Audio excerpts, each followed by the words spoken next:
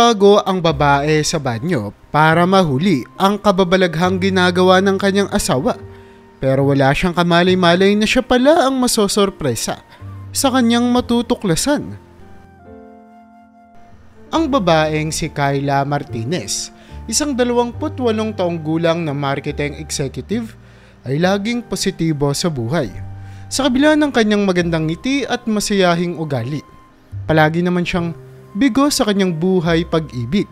Paulit-ulit siyang nasasaktan ng mga lalaking sa simula ay mukhang perpekto, pero sa huli ipinagkakanulo siya.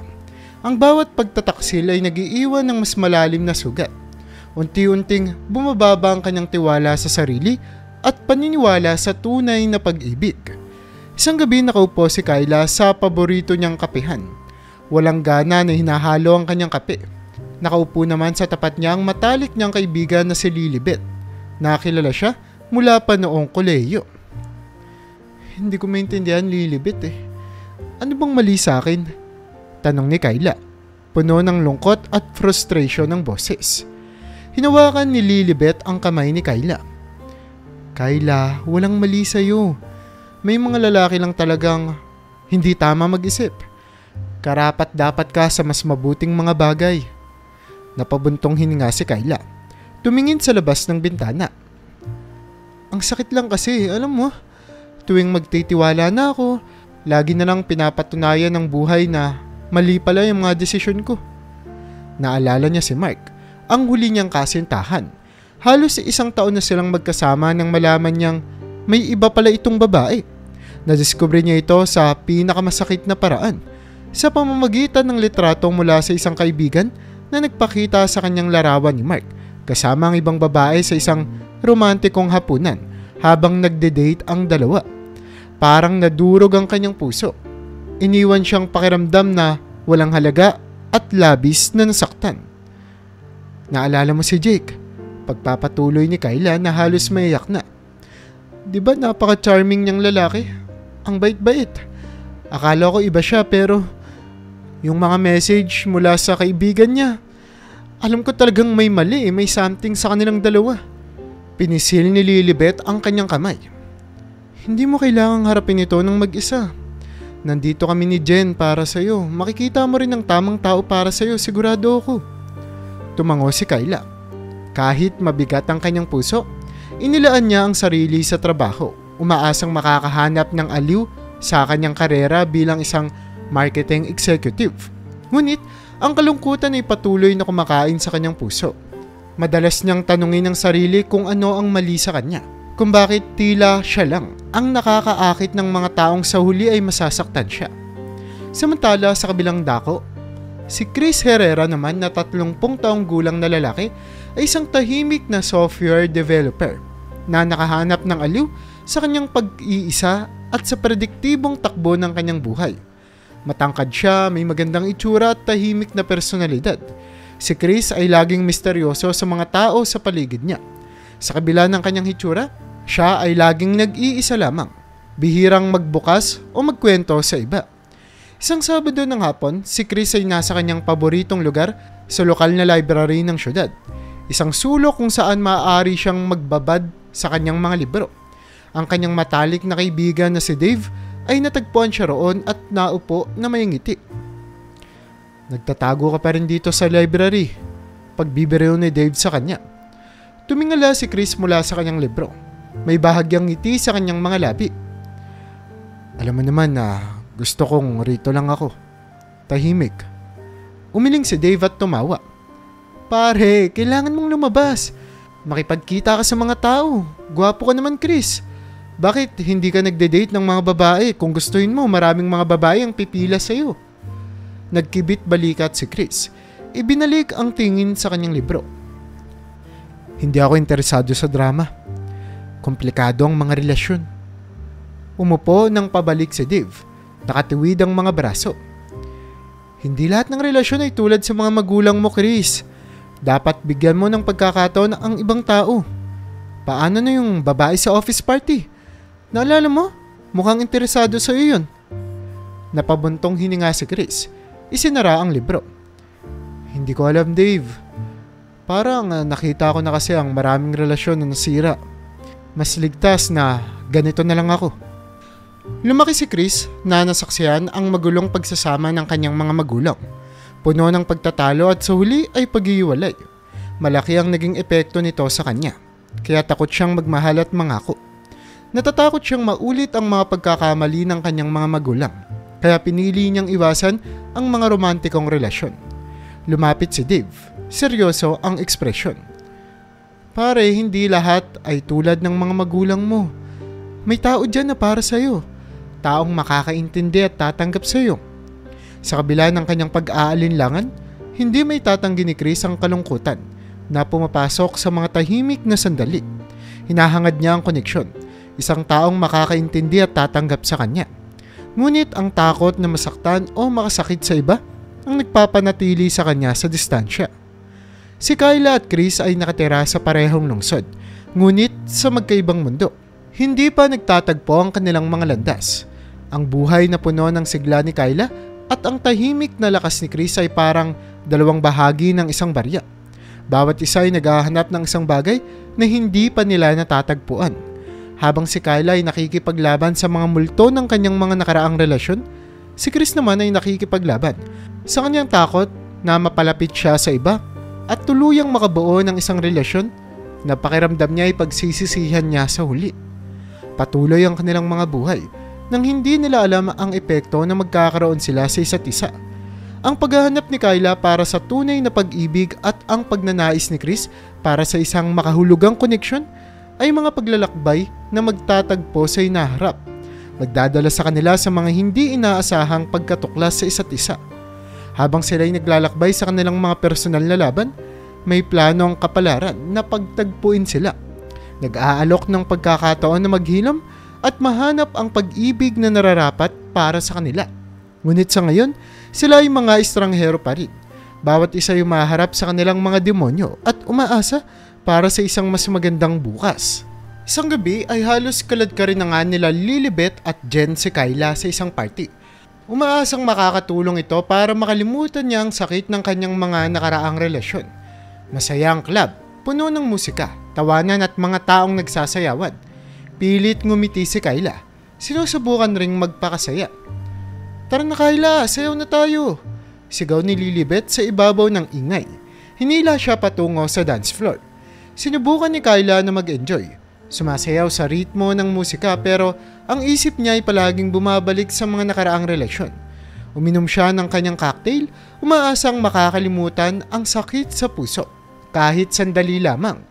Habang lumalalim ang gabi, may lumapit na lalaki sa kanya. Matangkad ito, may kumpiyansang ngiti at nagsimulang sumayaw ng malapit sa kanya. Naramdaman ni Kyla ang pagkailang pero sinubukan niyang huwag pansinin. Ngunit nang ilagay ng lalaki ang kamay nito sa kanyang bewang, napaurong siya. Ayoko, hindi ako interesado. Sabi niya ng matatag. Umatras ng kaunti. Tumawa ang lalaki. Parang hindi siya sineseryoso. Huwag kang ganyan, miss. Isang sayaw lang. Hindi, seryoso ako. Sabi ni Kyla. Medyo nanginginig ang boses. Lubayan mo nga ako. Nakita ni Lilibet at Jen ang kanyang pagkaasiwa at agad na sumaklolo. Di ba sabi niyang ayaw niya? Umalis ka na. Sabi ni Jen, galit na galit.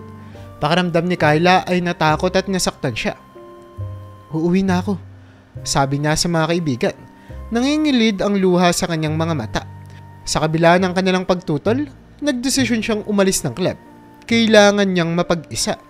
Samantala si Chris naman ay nakaupo sa isang bangko sa labas ng isang convenience store. Umiinom ng soju. Ito ang karaniwang paraan niya ng pagpapahinga pagkatapos ng mahabang araw sa trabaho. Tahimik ang gabi at nag-e-enjoy siya sa kanyang pag-iisa. Nagmumuni-muni. Habang umiinom siya, napansin niya ang isang babaeng papalapit sa kanya na tila lasing at malungkot. Nang makalapit ito, narinig niya ang malungkot na boses nito. Hello, bati ni Kyla. Lasing pero masigla ang tono. Anong ginagawa ng isang gwapong lalaki na tulad mo dito nang nag-iisa lang? Nagulat si Chris. Hindi siya sanay na kinakausap ng mga estranghero, lalo na sa ganitong paraan. Umiinom lang. Sagot niya. Hindi alam kung ano pa ang sasabihin.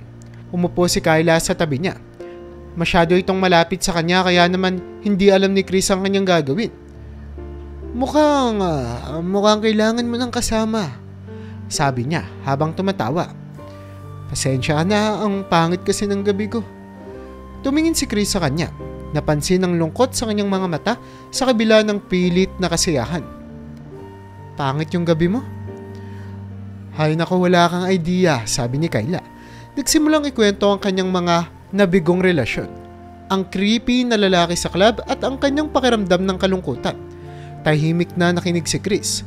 Hindi siya iniistorbo habang binubuhos ni Kyla ang kanyang mga hinaing. Ikinuwento ni Kyla ang pagtataksil ng kanyang kasintahan na si Mark. Kung paano nito ipinangako ang lahat pero may iba pala itong babae. Bumiyak ang kanyang boses habang isinasalaysay ang gabing nadiskubre niya ang katotohanan.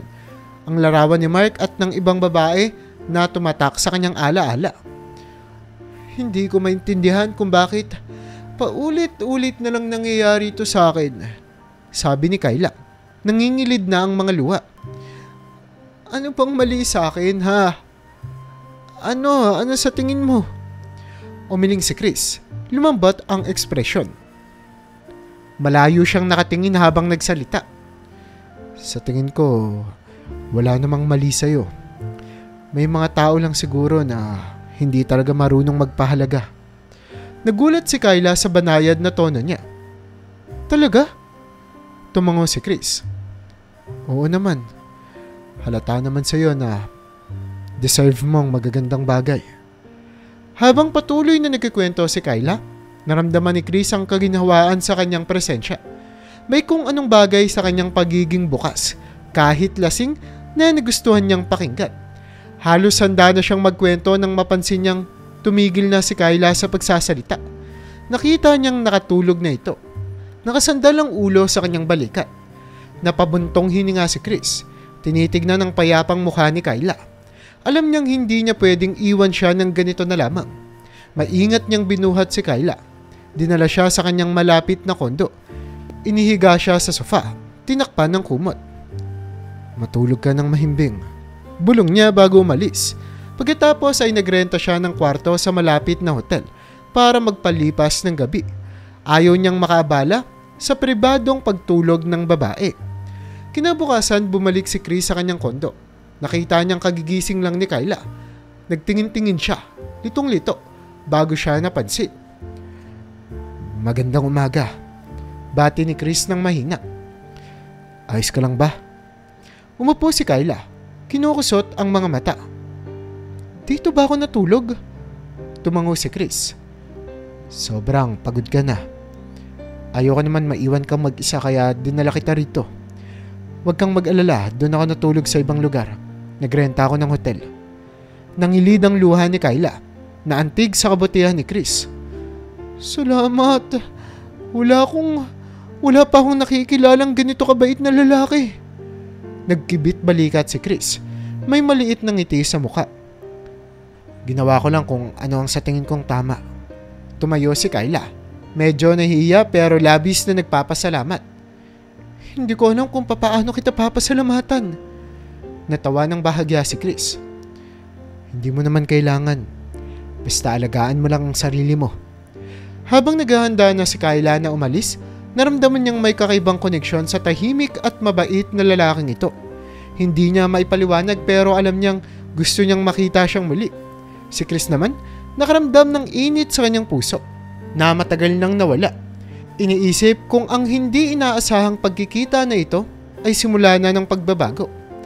Nagtagpo na ang kanilang mga landas at hindi nila alam kung gaano kalaki ang magiging pagbabago sa kanilang mga buhay. Pagkatapos umuwi ni Kyla, hindi maalis sa isip niya ang tahimik at mabait na lalaking nag-alaga sa kanya. Hindi niya matanggal ang pakiramdam ng kaligtasan at init na nararamdaman niya kay Chris. Kinabukasan, nagkita-kita sila ni Lilibet at Jen para mag-lunch. Kumusta pala yung party kagabi pagkatapos kong umalis? Tanong ni Kyla habang hinahalo ang kanyang kape. Okay naman pero nag-aalala kami sa'yo. Sagot ni Lilibet. Nakarating ka ba ng maayos sa bahay niyo? Tumango si Kyla. na para bang merong malalim na iniisip ang kanyang mga mata. Oo, pero alam nyo, grabe yung nangyari kagabi. Lumapit si Jen, sobrang interesado. Magkwento ka na, Kyla. Anong nangyari? Huminga ng malalim si Kyla at ikinuwento ang gabing iyon. Mula sa pag-alis niya sa club hanggang sa pagkikita nila ni Chris sa labas ng convenience store. Ikinuwento niya kung paano siya pinakinggan ni Chris, kung paano siya inalagaan nang makatulog siya at kung paano siya siniguradong ligtas. Ang bait niya at sobrang maalaga, sabi ni Kyla. Namumula ang pisngi. Alam kong parang baliw pero hindi ko maintindihan, parang nahuhulog na ako sa kanya. Di ko nga lang alam kung paano siya muling makikita. Nagkatinginan sina Lilibet at Jen. Parehong may laman ang kanilang mga tingin. Mukhang tinamaan ka nga, Kyla. Biro ni Jen. Pero hindi mo man lang ba kinuha yung contact details niya? Umiling si Kyla. Wala. Ni hindi ko nga alam ang apelyido niya. Napabantong hininga si Lilibet. Well, baka naman magtagpo uli kayo. Marami namang bagay na posibleng mangyari. Ngumiti si Kyla, puno ng pag-asa. Sana nga, kasi siya lang ang unang tao na nagparamdam sa akin ng tunay na kaligtasan at pagpapahalaga. Lumipas ang mga araw at linggo, pero hindi maalis ni Kyla sa isip si Chris.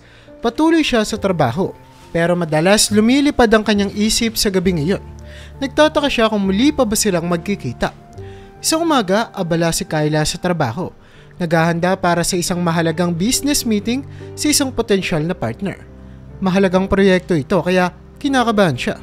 Pagpasok niya sa conference room, tumigil ang kanyang mundo. Naroon si Chris kasama ang team ng kabilang kumpanya. Nagkatinginan sila at parang tumigil ang oras. Chris? Bulong niya. Hindi makapaniwala. Tumango si Chris. Hindi mabasa ang ekspresyon. Oh, hi Kyla. Nagpatuloy ang meeting at pilit na nagko-concentrate si Kyla sa upuan. Sa pagtatapos ng meeting, inanunsyo na magiging partner ang dalawang kumpanya sa isang proyekto at sina Kyla at Chris ay magiging magka-team. Sa mga sumunod na linggo, sinikap ni Kyla na maging komportable si Chris. Palagi siyang mabait at handang tumulong sa lalaki. Inalam niya ang mga gustong gawin ni Chris. Nalaman niya na mas gusto nito ang tahimik na lugar at hindi mahilig sa mga maliliit na usapan. Inayos niya ang kanilang workspace para mas maging maayos at kalmado ito. At madalas dinadala ang paborito nitong kape. Kahit anong effort ni Kyla, nanatiling malayo at seryoso si Chris. Maikli at magalang ang sagot nito sa kanyang mga tanong at kadalasan ay iniiwasang makipag-eye contact sa kanya. Isang gabi pagkatapos ng mahabang araw ng meeting, magkasama sina Kyla at Chris sa conference room. Nagre-review ng mga final details. Alam mo, hindi pa kita napapasalamatan ng maayos sa gabing yun. Wika ni Kyla na tumapos sa katahimikan sa paligid. Tumingin si Chris sa kanya. Medyo lumambot ang ekspresyon. Hindi mo na kailangang magpasalamat, Kyla. Ginawa ko lang naman ang dapat kong gawin. Ngumiti si Kyla. Sinusubukang pagaanin ang mood. Well, nagpapasalamat pa rin ako. Para kang knight in shining armor ko nung gabing yun eh. Bahagyang natawa si Chris. Isang bihirang tunog na nagpakilig kay Kyla. Hindi naman ako ganun. Sa kabila ng pagsusumikap niyang maging malayo, nararamdaman ni Chris na na-e-enjoy niya ang presensya ni Kyla. Mainit, totoo, at pinaparamdam niya kay Chris na komportable siya. Pinapahalagahan ni Chris kung paano niya nire-respeto ang kanyang boundaries dahil hindi siya pinipilit ni Kyla o pinapagawa ng mga bagay na hindi siya komportable. Isang araw habang nag-overtime sila para tapusin ang proposal, dinalhan ni Kyla si Chris ng hapunan. O Chris, naisip ko baka gutom ka na, sabi niya habang inilalapag ang kanyang paboritong pagkain sa mesa. Tumingin si Chris sa kanya. Nagulat at nantig sa ginawa ni Kyla. Salamat, Kyla. Ang thoughtful mo naman. Habang kumakain sila, ikinuwento ni Kyla ang tungkol sa kanyang buhay, mga pangarap at mga hilig. Tahimik na nakinig si Chris. Nararamdaman ang koneksyon na unti-unting nabobuo sa pagitan nila.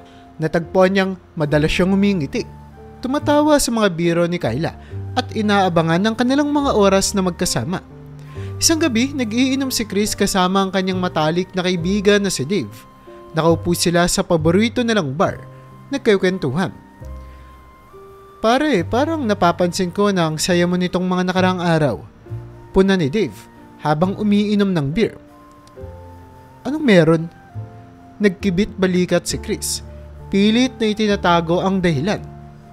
Trabaho lang. Tumaas ang kilay ni Dave. Trabaho lang ba talaga? May pangalan ba yung trabaho na to? Napabuntong hininga si Chris. Alam niyang hindi niya may tatago kay Dave kung ano ang nangyayari. Kyla. Kyla ang pangalan niya. Magkasama kami sa isang proyekto. Ngumiti si Dave. Aba, mukhang may bago kang nakilala ha. Kumusta naman siya? Nag-atubili si Chris, ngunit sa huli inamin. Isa siyang matalinong babae, mabait, maalaga. At talaga namang nagmamalasakit sa mga tao pero ano? Tanong ni Dave. Tumingin si Chris sa mesa, naguguluhan. Natatakot ako, Dave. Ayokong masyadong mapalapit. Nakita ko na ang epekto ng pag-ibig sa ibang mga tao. Ayokong maranasan yun. Nilagay ni Dave ang kamay sa balikat ni Chris. Pare, hindi lahat ng relasyon ay nauuwi sa trahedya. Deserve mo rin na maging masaya. At sa mga kwento mo ngayon, parang napapasaya ka naman ni Kyla. Dahan-dahang tumango si Chris. Napagtatanto ang katotohanan sa sinabi ni Dave. Pinapasaya nga siya ni Kyla pero naroon pa rin ang takot na magbukas ng damdamin at maging komportable sa kanya. Habang lumilipas ang mga linggo, patuloy na naging positibong presensya si Kyla sa buhay ni Chris. Nare-respeto niya ang kanyang mga boundaries pero pinaparamdam niya na nandyan lang siya para sa lalaki. Sa kabila ng kanyang takot, natagpuan ni Chris ang sarili na lalong napapalapit kay Kyla.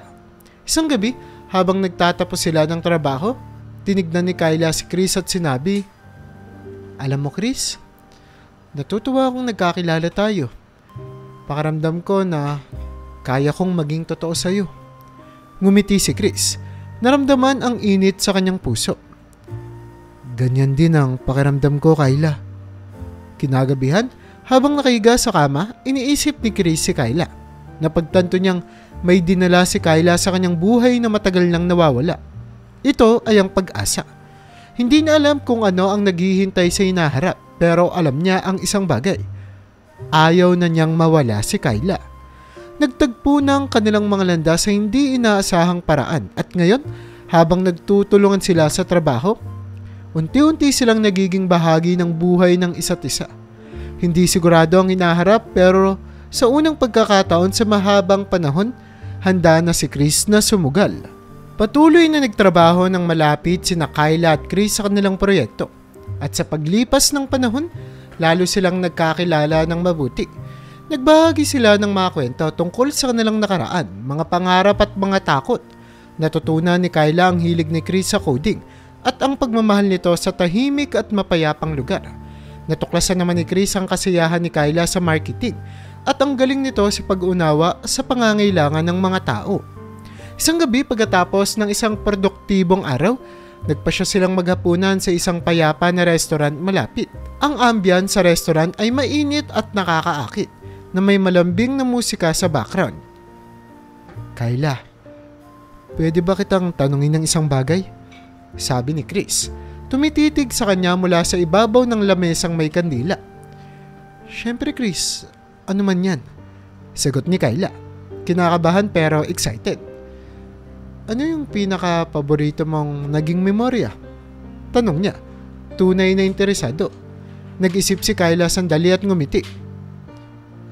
Nung 10 taong gulang ako, dinala ako ng mga magulang ko sa beach. Buong araw kaming naglaro sa buhanginan at lumangoy sa dagat. Napakasaya at wala akong iniintindi. Ikaw, ano sa'yo? Nag-atubili si Chris pero nagsalita. Siguro nung natapos ko yung unang malaking coding project ko. Hindi lang dahil sa trabaho kundi dahil napatunayan ko sa sarili ko na kaya ko. Ang sarap ng pakiramdam ng magtagumpay ng ganun. Nagpatuloy ang kanilang pag-uusap ng walang kahirap-hirap at sa bawat araw na lumipas, lalong tumibay ang kanilang ugnayan. Nahanap ni Kyla ang sarili niyang inaabangan ang oras na magkasama sila at si Chris naman ay unti-unting natutunang magbukas ng damdamin. Nag-e-enjoy sa presensya ni Kyla nang higit pa sa inaasahan niya. Isang hapon, nagdesisyon si Kyla na sorpresahin si Chris ng tanghalian. Alam niyang madalas na nakakalimutan itong kumain kapag abala sa trabaho. Habang papalapit siya sa opisina, nakita niyang nakatayo si Chris sa labas. Kausap ang isang magandang babae. Mukhang seryoso ang usapan nila at ang babae ay humawak pa sa braso ni Chris. Tumatawa sa sinasabi nito. Parang nadurog ang puso ni Kyla. Naalala niya ang mga nakaraang pagtataksil at agad siyang nakaramdam ng insekuridad at selos. Hindi niya kayang panoorin pa ito kaya tumalikod siya at umalis, umiiyak habang tumatakbo. Pagdating sa kanyang apartment, humandusay si Kyla sa kama. Humahagulhol. Dapat una pa lang alam ko na. Bulong niya sa sarili. Bakit ba kasi naisip kong magiging iba to ngayon? Pare-pareho lang naman yung mga lalaki. Hindi alam ni Chris ang pagkakaintindi ni Kyla. Natapos niyang pag-uusap sa babae na kapatid niya palang si Claire. Dumaan lang ito para kumustahin siya. Pagkatapos nilang maghiwalay, bumalik si Chris sa opisina. Sabik na makabalik sa trabaho at baka magkaroon pa ng pagkakataon na kausapin si Kyla maya-maya. Nang hindi niya makita si Kyla sa desk nito, nag-alala siya. Tinignan niya ang telepono niya at nakita ang isang missed call mula kay Kyla. Ramdam niyang may mali kaya nagpasya siyang puntahan ng apartment ng babae. Kumatok siya sa pinto. Kabado. Kyla, si Cristo. Pwede ba tayong mag-usap? Si Kyla na umiiyak pa rin ay nag-atubilang buksan ng pinto. Namumula at namamaga ang kanyang mga mata at tinignan niya si Chris nang may halong sakit at pagkalito. Kyla? Anong nangyari? Bakit ka umiiyak? Tanong ni Chris. Puno ng pag-aalala ang boses. Huminga ng malalim si Kyla. Pilit na kumalma. Nakita kita kanina. Kasama yung babaeng yun. Mukhang napaka-close nyo. Akala ko ako lang. Akala ko interesado ka sa akin. Nanlaki ang mga mata ni Chris sa pagkaunawa. Kyla, kapatid ko yun, si Claire. Dumaan lang siya para kumustahin ako. Wala kaming ibang relasyon kundi magkapamilya kami. Muling umagos ang luha ni Kyla. Pero ngayon ay dahil na sa ginhawang kanyang nararamdaman. Kapatid mo? Tumango si Chris. Lumapit kay Kyla. Oo, kapatid. Kapatid ko. Pasensya na at hindi kita ipinakilala agad. Tinitigan ni Kyla ang mga mata ni Chris. Naghahanap ng kahit na anong palatandaan ng kasinungalingan. Pero nakita lang niya ang katapatan at pag-aalala dito. Pasensya na, Chris. Natakot lang ako. Madalas na kasi akong nasaktan noon kaya nag-assume ako. Dahan-dahang pinunasan ni Chris ang luha ni Kyla. Naiintindihan ko, Kyla, at gusto kong malaman mo, may isang bagay akong gustong ipagtapat. Mahal kita. Higit pa sa naramdaman ko sa kahit na sino sa matagal ng panahon. Napalunok si Kyla. Chris? Hinawakan ni Chris ang mga kamay niya. Matatag ang titig. Kyla, ikaw ang nagbigay liwanag sa buhay ko. Pinaparamdam mo sa akin ang mga bagay na akala ko hindi ko na mararamdaman muli. Natatakot din ako pero ayoko mawala ka. Naramdaman ni Kyla ang bugso ng emosyon. Ginhawa, kasiyahan at pagmamahal. Chris, ganun din ang nararamdaman ko. Takot akong masaktan pero sa'yo, iba. Nagtitiwala ako sa'yo ng buo. Ngumiti si Chris at niyakap siya ng mahigpit. Isang hakbang lang sa bawat pagkakataon. Magkasama tayo, Kyla. Habang yakap ang isa't isa, naramdaman ni Kyla ang kapayapaan na matagal na niyang hinahanap. Nalampasan nila ang kanilang unang pagsubok at mas matibay silang lumabas dito. Hindi pa rin tiyak ang hinaharap pero handa na silang harapin ito ng magkasama. Hawak kamay. Punong-puno ng hindi pagkakaintindihan at takot ang kanilang paglalakbay pero sa sandaling ito, natagpuan nila ang aliw sa isa't isa. Sa unang pagkakataon, naramdaman nila Kyla at Chris ang pag-asa kung anong darating. Alam na nandyan sila para sa isa't isa. Pagkatapos magtapat ng nararamdaman sina Chris at Kyla para sa isa't isa, nagpasya silang gawing opisyal ang kanilang relasyon. Nagplano sila ng isang maliit na selebrasyon kasama ang kanilang mga kaibigan sa isang mamahaling restaurant. Sabik na ibahagi ang balita. May sasabihin kami sa inyo. Simula ni Kyla, mahigpit na hawak ang kamay ni Chris. Ngumiti si Chris, tumingin sa kanilang mga kaibigan. Guys, kami na ni Kyla. Nagsigawan ng mga tao sa paligid ng mesa.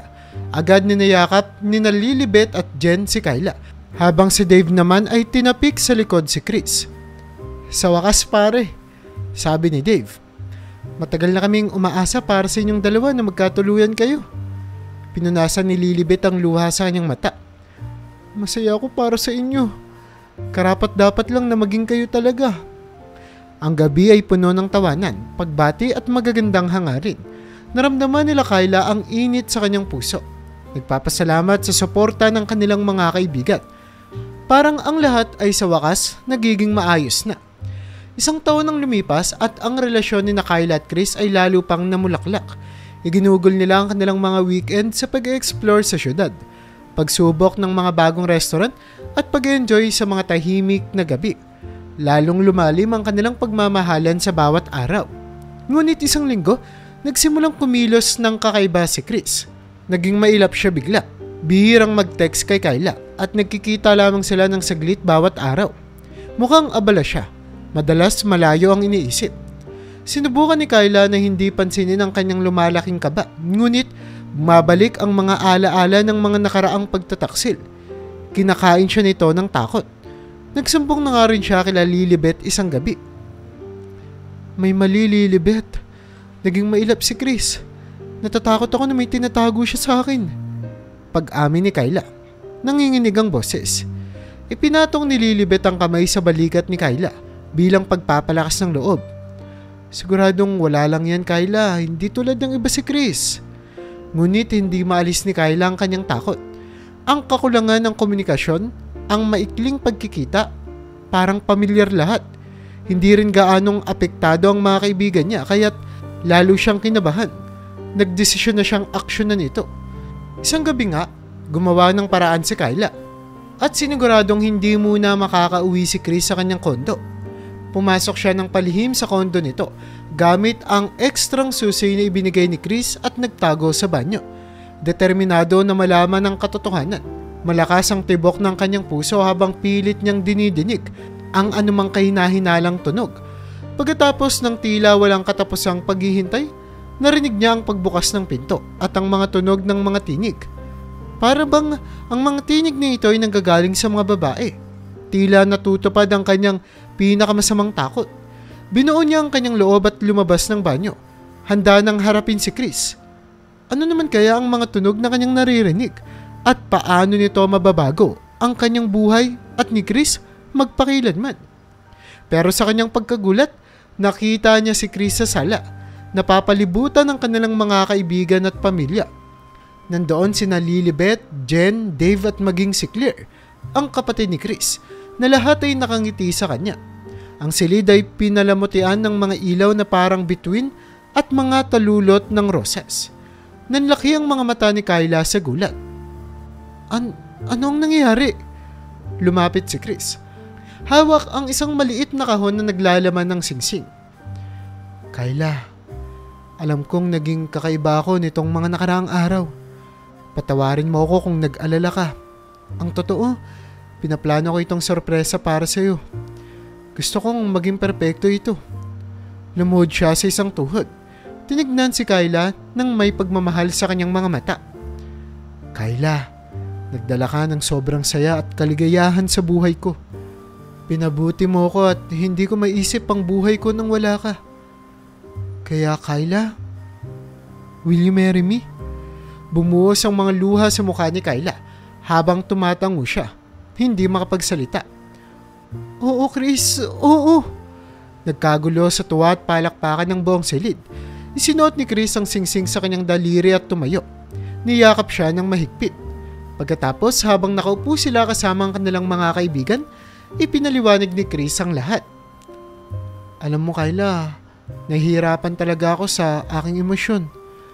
Lumaki ako na walang nakikitang maayos na relasyon at hindi ko alam kung papaano haharapin ang lahat ng nararamdaman ko habang pinaplano ang proposal na ito. Ayoko magkamali. Tumawa si Lilibet.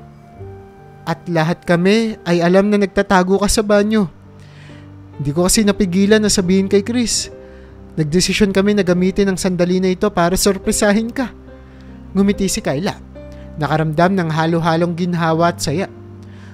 Takot na takot ako, Chris. Akala ko iiwan mo na naman ako eh. Umiling si Chris. Mahigpit na hawak ang kamay ni Kyla. Hindi, Kyla. Mahal na mahal kita. Patawarin mo ako kung napalungkot kita nitong mga nakaraang araw.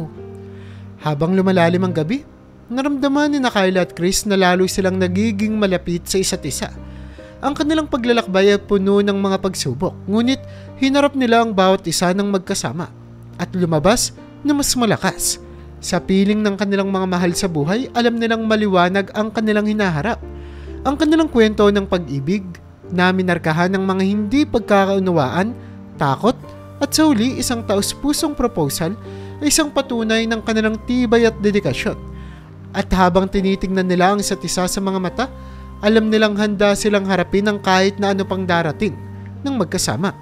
Sa unang pagkakataon sa mahabang panahon, naramdaman ni Kyla at Chris na puno ng pag-asa ang kanilang hinaharap.